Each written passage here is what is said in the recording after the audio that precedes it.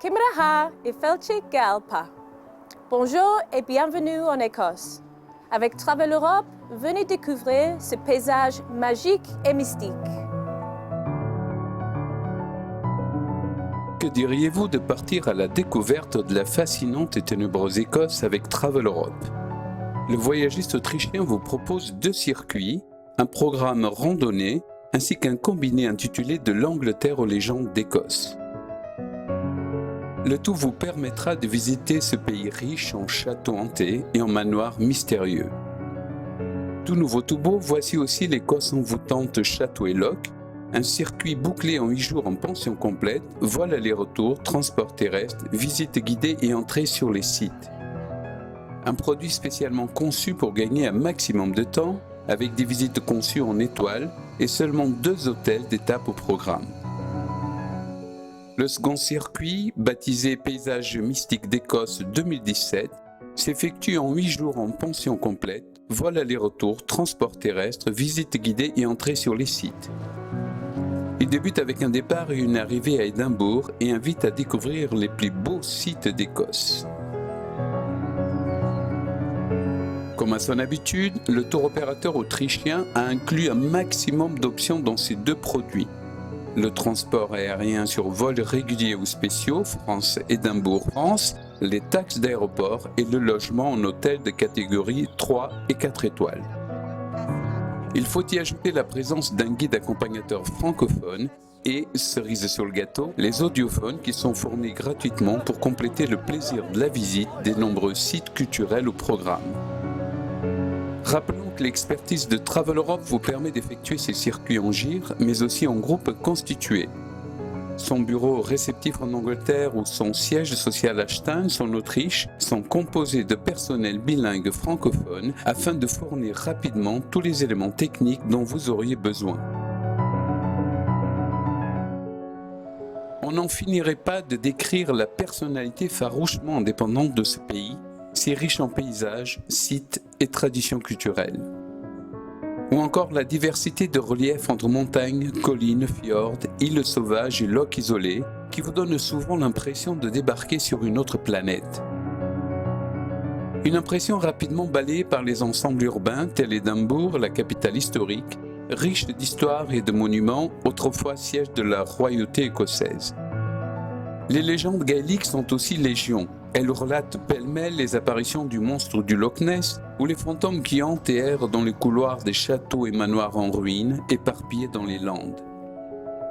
Il y a beaucoup à voir en Écosse, surtout pour des visiteurs. Le paysage, oui, l'architecture, la géologie. Et il y a beaucoup à goûter, par exemple le whisky, et je peux le recommander. Nous commençons notre circuit des paysages mystiques d'Écosse avec l'arrivée à Édimbourg, ville capitale et cosmopolite, noyée de brume et de brouillard. Nous allons y consacrer cette première journée de découverte. Écossais depuis le XVe siècle, l'ancien siège du royaume se divise en 2. D'un côté, la vieille ville dont les attraits l'ont classée au patrimoine mondial de l'UNESCO, et de l'autre, une ville nouvelle, néoclassique. Autrement dit, un passé et un présent qui se conjuguent et confèrent à cette cité un charme et un caractère unique. La visite du château d'Édimbourg, dont la majeure partie des bâtiments date du XVe siècle, est une sorte de totem, c'est-à-dire le témoin immuable de l'histoire millénaire de la ville. Ce monument emblématique abrite, entre autres, les joyaux de la couronne les plus anciens d'Europe.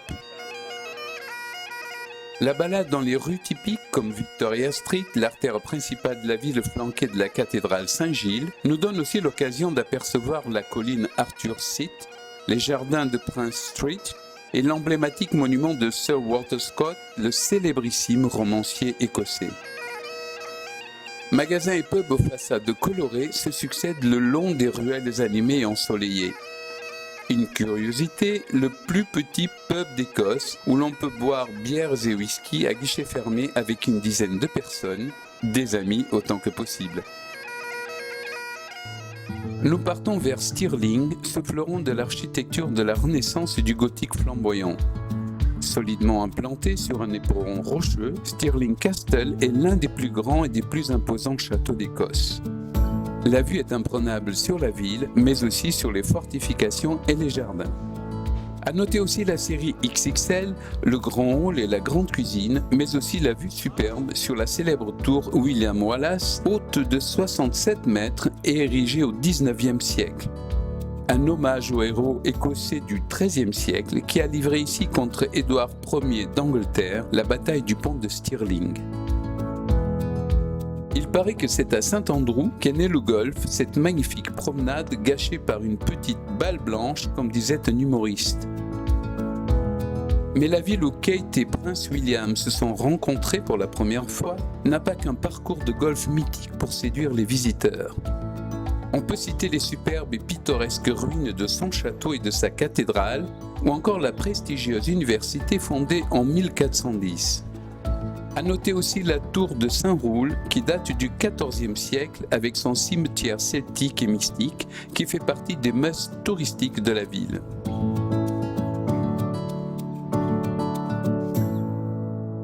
Nous voici partis en direction d'Aberdeen, surnommée la ville de granit. Située dans le nord-est de la Grande-Bretagne, sur les bords de la mer du Nord, elle est la troisième ville d'Écosse et la capitale européenne du pétrole offshore. Une petite promenade dans les artères principales avec ses maisons cossues, le centre avec Castlegate, l'hôtel de ville et le Market Cross suffit pour se rendre compte qu'Aberdeen n'a pas usurpé sa réputation de ville la plus riche du Royaume-Uni. Cap sur la route du whisky et ses beaux paysages et plages de la mer du Nord.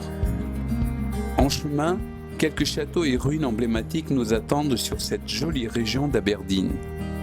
On peut citer par exemple Dunnottar Castle, forteresse médiévale en ruine, construite sur un éperon rocheux battu par les flots et digne d'un véritable décor de Tintin.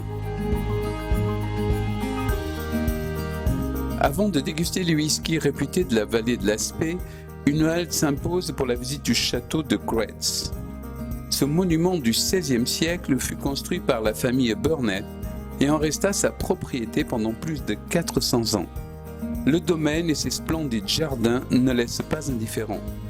C'est un vaste ensemble de plus de 2 km² de bois et de champs qui s'offre au regard des visiteurs, incluant 16 000 m² de jardins et de nombreuses haies de ifs sculptés. La première trace de whisky en Écosse remonte à 1494. Le whisky est une eau de vie obtenue par la distillation d'une ou de plusieurs céréales.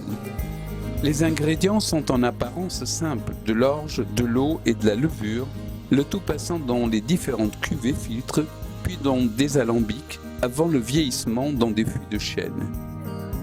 Mais chaque ingrédient, chaque étape et chaque outil revêtent une importance considérable dans la création des arômes et de la texture du whisky. Celui de la vallée de l'Aspé doit sa réputation à la qualité et à la pureté des sources de cette jolie région agricole, parsemée de champs, de petites routes et de nombreuses distilleries. Nous reprenons la route vers le nord-est en direction de Culloden, dont environ 190 km nous séparent. Le lieu est tragiquement célèbre pour avoir été le 16 avril 1746 le théâtre d'une terrible bataille entre le duc de Cumberland et les Highlanders du prince rebelle Bonnie Charles. Quelques kilomètres plus loin, nous voici à Clavacairn, un site mégalithique dont la construction remonte à environ 4000 ans. Très bien conservé, il est composé de tombes de l'âge de bronze avec 3 grands cairns, des tumulus de pierre encerclés de menhirs.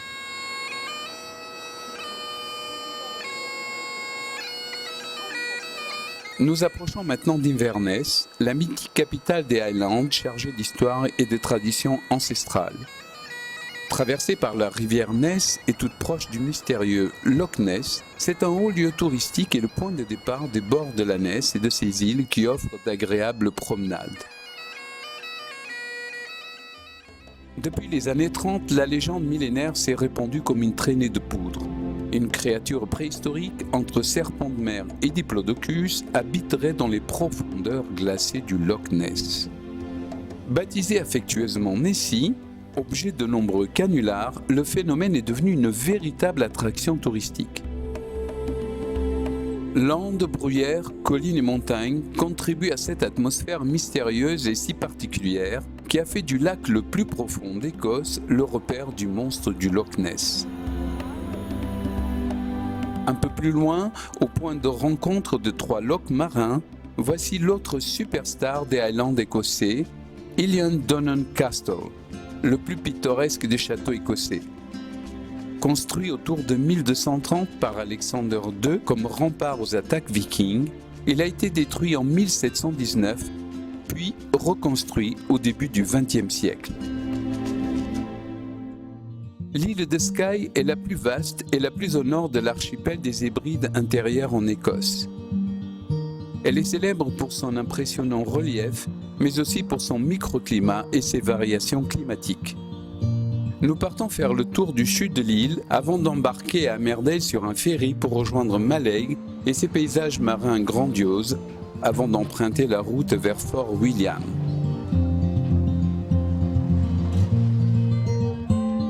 Nous pénétrons alors au Royaume-Uni des Highlands et de ses paysages si caractéristiques.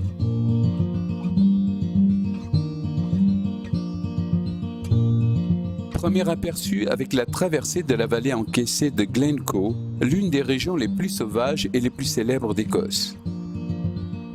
Avec ses sommets sculptés au cours des millénaires par les glaciers et les explosions volcaniques, elle a servi maintes fois de décor aux aventures d'Harry Potter et de James Bond.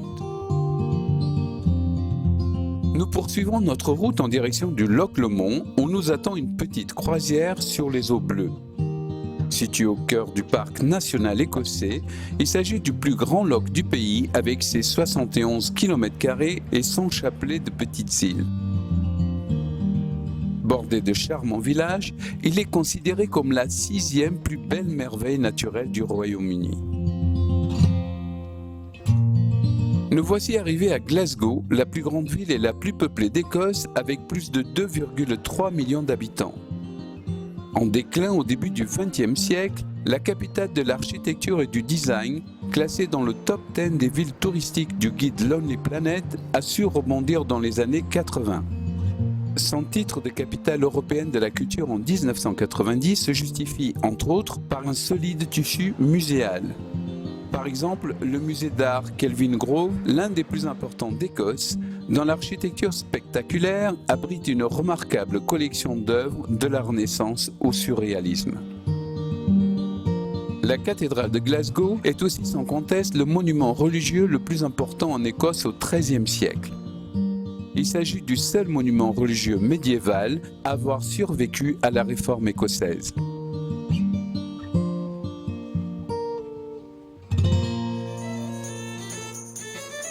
Notre circuit paysage mystique d'Écosse s'achève.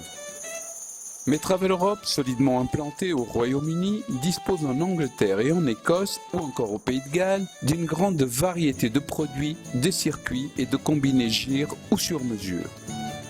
Des circuits où les paysages alternent entre campagnes verdoyantes, forteresses et châteaux aux allures mystiques, lacs féeriques et collines et falaises.